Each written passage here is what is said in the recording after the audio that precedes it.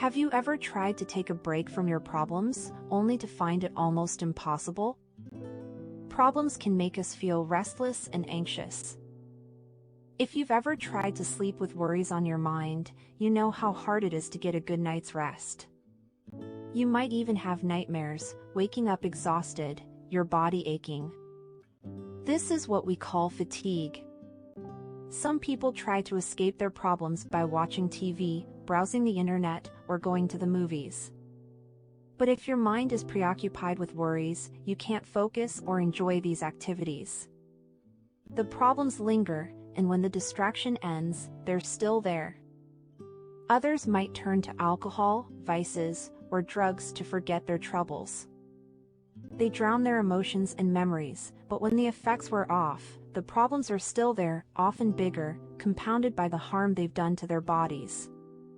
So, how can we truly rest from our problems? Our Lord gives us two pieces of advice. 1. Seek solitude and peace. Let us go away by ourselves to a quiet place. While you're surrounded by your problems, you can't find peace or rest. We need to separate ourselves and find a quiet, peaceful place. This could be an hour at church every week. The church should be a sanctuary of silence and peace where you can rebuild yourself. Problems break us, and to pick up the pieces, we need focus, which comes from silence. It's okay to step away from chaos, from work, family misunderstandings, or any turmoil. Often, couples in arguments make the mistake of not knowing when to pause. If an argument isn't progressing, they should stop and cool off.